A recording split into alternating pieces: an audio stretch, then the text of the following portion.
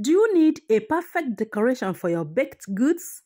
Be it coconut bread or coconut cakes, or you just need something to sprinkle over your ice cream, your smoothies, or your salads, coconut flakes or chips is a winner. Of course, I used coconut. When choosing your coconut, make sure you go for a good one. These 3 eyes or the 3 black spots shouldn't be soft. There should be no molds on them. If they are, it means they are not good ones. When you knock on the outer shell, it shouldn't sound hollow. There should be no holes or cracks on the coconuts. Simply extract the water. You can do this with a screwdriver or a skewer. Once you extract the water, you can drink it or use it in your smoothies or whatever you want to use it for. I will be breaking the coconut into smaller parts. This will make it easier for me to extract the meat. If this coconut is a mature one, simply insert your knife in between the coconut meat and the shell, and the meat should come up easily. Both the coconut water, the coconut milk, and even the coconut meat are healthy and nutritious.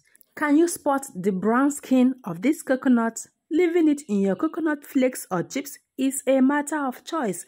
Most of my customers don't even want this. They want it to be scraped. So in this video, I'll be showing you 2 ways you can make your coconut flakes or coconut chips. For one, we'll be retaining the brown skin. For the other, we won't be retaining the brown skin.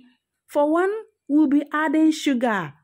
For the next one, we won't be adding anything. So for this one that will be retaining the brown skin, I will simply wash properly, then we start to peel. You can see the back, I will be retaining this. If you want to remove the back, you can simply use your kitchen knife or use your vegetable peeler.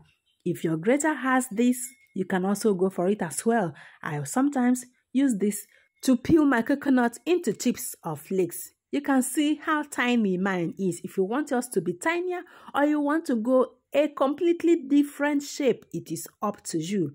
Look at that. Look at mine. You can make yours into different shapes. You can also use a vegetable peeler.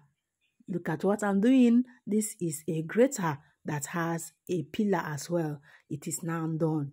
See the shape? I retained the brown skin, so I'll be adding sugar to this. This is because this is still wet. If yours is dried, you can simply mix the sugar with little water and then mix properly. I'll be setting this aside. The next one will be peeling the back, which is the brown skin. For this, I won't wash yet. I will simply peel this with my knife or with a vegetable peeler.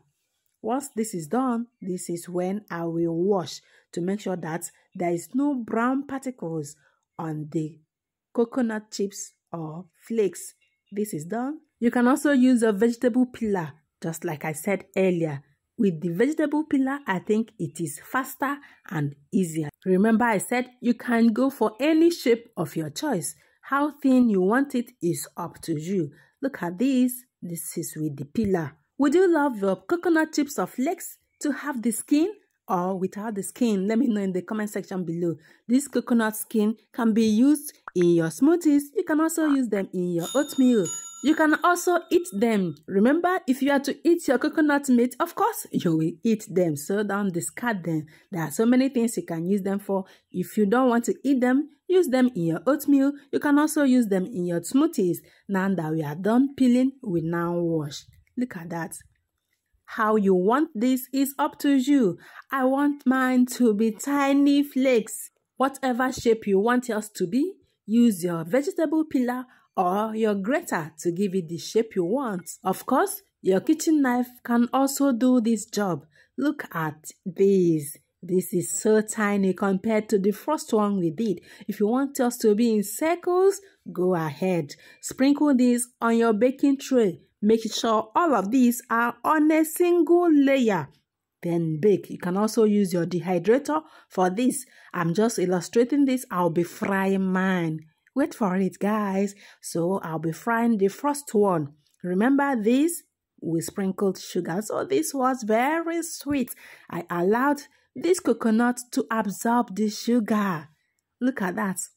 I didn't add anything to my frying pan. I simply added this to my fry pan and I am frying on medium heat. Make sure you stir from time to time so that it won't burn. If you are using your oven, you will have to do the same. Make sure you check and shake from time to time so that it doesn't burn. Look at the outcome. This is now ready, guys. Can you spot this? I made it on stove top without oven, without any dehydrator. It was yummy.